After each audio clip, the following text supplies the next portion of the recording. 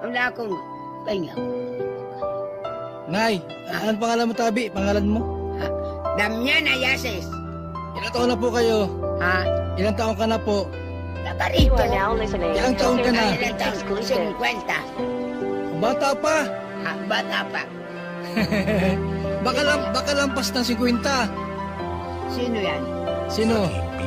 Ito ay kwento ng isang matandang iniwanan dahil sa mga nangyari halos di na malapitan. Iniisip niya kasi na wala nang nagmamahal, pinanghinaan ng loob siya daw di na magtatagal. Siya yung taong mabait at mabilis lang lumigaya. Sa simpleng bagay lang, yan si Lola Damiana. Siya ay matatagpuan doon sa liblib na lugar kung saan makikita mo problema niyang pasan. Kaya palagi niyang tanong kung meron pa bang pag-asa. Ginhawa at ligaya di na ba matatamasa. At sa di inaasahan may tao na dumating. Ang ngalan niya Kuya Bal na handa kang mahalin. Ginawa niya ang lahat kahit siya'y pinagtutulakan. Dahil sa iyong kalagayan ika'y nauunawaan.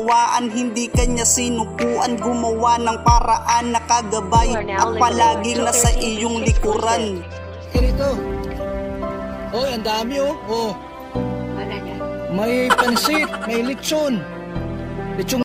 Salamat sa iyo ng marami Kuya Bal sa walang sawa mong pagtulong at sa iyong pagmamahal. Napakaraming malungkot na tao ang napangiti mo dahil dyan marami ring tao sa iyo'y sumasaludo. Ay, magandang araw po sa ating lahat. Yan. Magandang araw kay Kuya Bal. Ayan, naalala ko to rin si Lola Damiana. Ay, grabe talaga, no? Yung, kung mabalikan natin si Lola Damiana, sobra yung nangyari noon. Talagang kakaiba. No? Kakaiba yung panahon na natagpuan ni Kuya Bal si Lola Daming. Kaya mapakinggan ko yung mga ganitong soundtrack. Talagang maalala mo kaagad, no? Nakuha ni Kuya Bal ang loob ni Lola Damiana.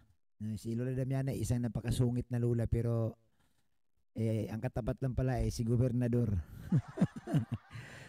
Si Bernador Bal Santos Matubang ang katapat ni Lola Damiana. Yan. Oy, shout out sa lahat.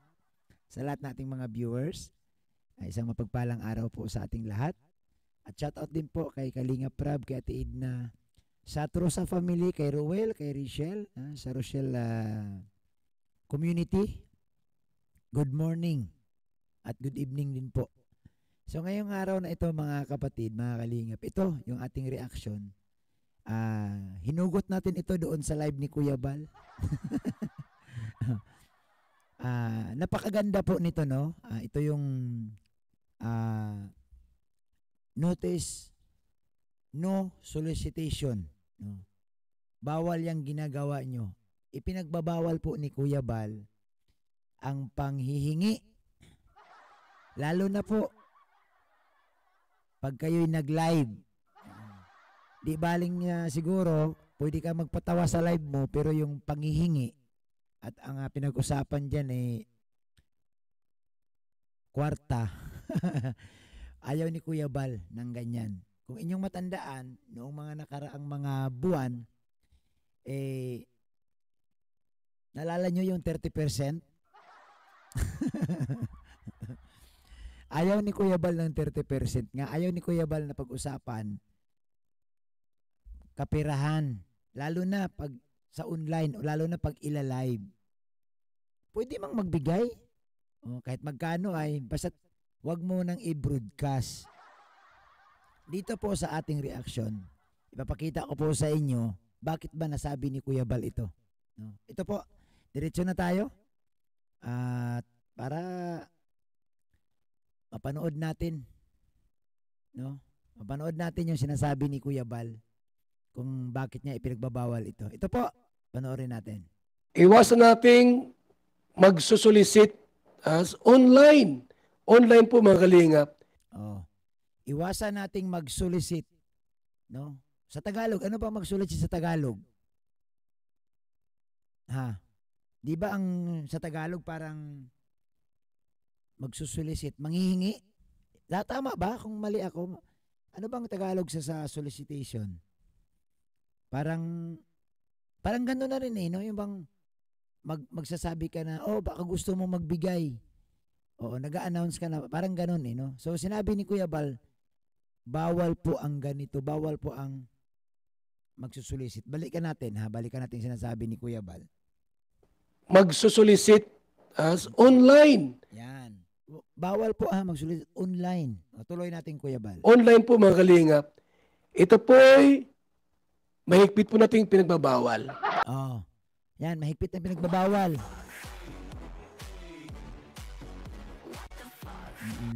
Hindi naman tayo sa mga kasamahan natin.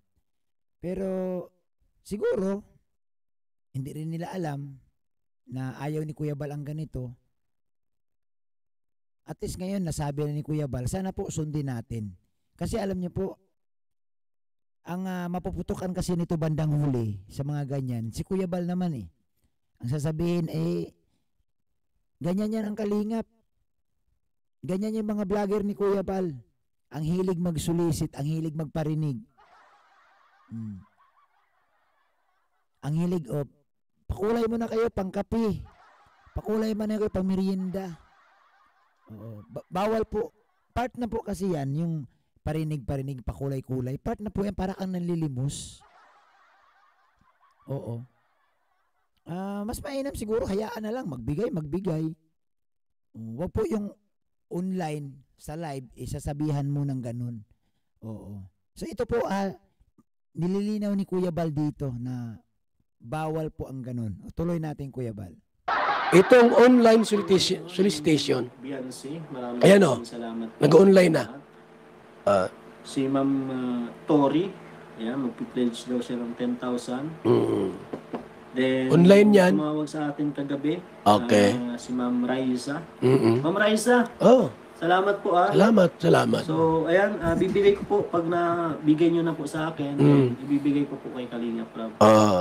Di ko alam kung itong Okay, intensyon. kailan po nila ibibigay. Kailang nandito naman ito po sa hindi natin live pinahintulutan. Nakikinig naman si Kalinga Prab na may magbibigay para sa lupa. Sa may mga gusto pa po, sa 500, sa 470 natin na. Mag-PM lang po kayo sa mga K-Boys kung sino po ang inyong pagkakatiwalaan na magpaabot para sa lupa or bahay na ni Kalinga Prab, ni Beyonce, malaking tulong po yan. Ayan, magiging kayong part ng bahay. Kasi kung lahat po ay ganito ang gawin ng mga kalingap, Kapag nakikita nyo na ay hindi inuumpisa maganda ng po bahay, yan. kasi magiging proud kayo dahil Sabi yung ni Kuya Bal, sinusuportahan nyo kung ganito lahat ang gagawin, na love team is kung ganito lahat ang gagawin ng mga kalingap na naasa na lang sa ganyan, hindi maganda. May punto si Kuya Bal dito. Kasi pag ganun ang gagawin mo, parang hindi ka hindi ka charity, parang hindi nalingap yan. Kasi bakit mo ihingi or bakit mo ipanawagan? Siguro hindi man din alam ng mga vlogger na ganito, no? Pero ito na-announce na nga ni Kuya Bal, siguro magiging magiging matanglawin, no? Marunong tayong makiramdam, marunong tayong sumunod agad-agad at baguhin natin yung sit-up, no, ng ating ganitong sistema. Kasi parang nakasanayan ito at hindi maraming gumagawa nito, no? Hindi ako pwedeng sabihin, baka ako ginagawa ko rin to noon. Oo, pero ito nga announcement ni Kuya Bal na bawal na po ang ganitong klaseng solicitation online. Kasi nga po, marami pong nakakakita at alam nyo naman ang kalingap, sobrang sikat ang kalingap ngayon. Ang daming nagbabantay. Oo. Pag narinig yan ng kabilang campus, sasabihin, ayan. Nagpaparinig na. Nananawagan na. Nagsusulisit na. Oo. So, hindi maganda. At ang mapaputukan dito, si Kuya Bal lang din ulit. Oo. Siyempre, si Kuya Bal, didipa na naman yan sa atin. Oo. Sasaluin na naman. So, gawin na lang natin, no? Sundin natin itong sinasabi ni Kuya Bal. Malinaw po. Malinaw po. No? So, ito, isang pagkakataon pa no, para muli balikan natin yung sinasabi ni Kuya Bal. Tory. Iwasan nating magsusolicit as online. Online po mga kalingap. Ito po ay mahigpit po nating pinagbabawal. Itong online solicitation. Beyonce, maraming Ayan o, salamat. nag-online na. Si Ma'am Tory, ayan, magpipledge daw siya ng 10,000. Iwasan natin. No? Then, Online yan. tumawag sa atin kagabi. Okay. Si Ma'am Raisa. Mm-mm. Ma'am Raisa, Oh, salamat po salamat. So, ayan, bibigay ko po, pag nabigay nyo na po sa akin, ibibigay ko po kay Kalinga Prab.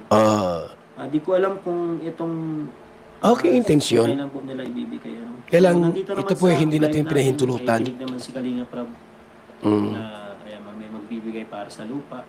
Oh. Sa may mga gusto pa po, sa 500, sa 470 natin na. Mag-PM lang po kayo sa mga K-Boys kung sino po ang inyong pagkakatiwalaan na magpaabot para sa lupa or bahay na ni Kalinga Prab, ni Beyonce, malaking tulong po yan.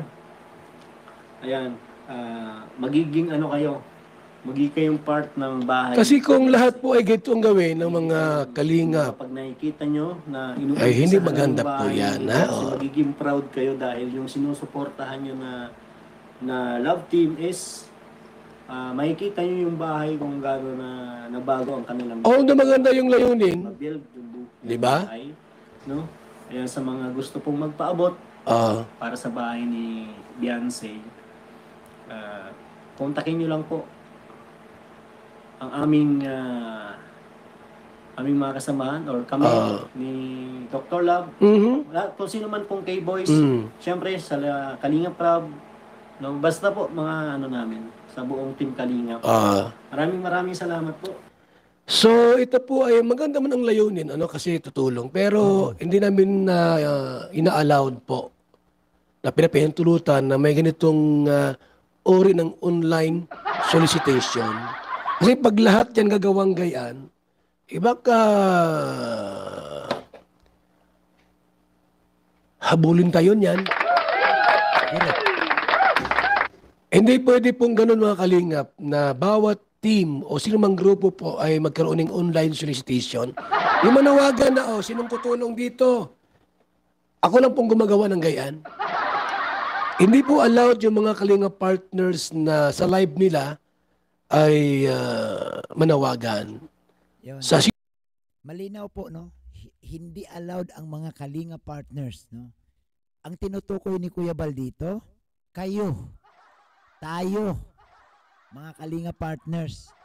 Kung alam mo, kung tinuturing mong Kalinga partners ka, so wag na po tayong magbigay ng sakit ng ulo kasi pagdating po sa kaperahan, kahit sabihin mong, para naman sa pantulong yan, Kuya Bal, pangit niya ang dating. Wag natin ipilit.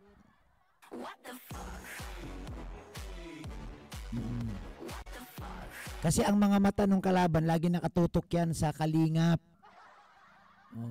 Sa sunod yan, pag-usapan na dun sa kabila, ay grabe pala ang kalingap, pera-pera na naman. Nakapagpabahay, hindi naman pala galing sa bulsa nila, galing pala sa mga sponsor. Ang pangit na.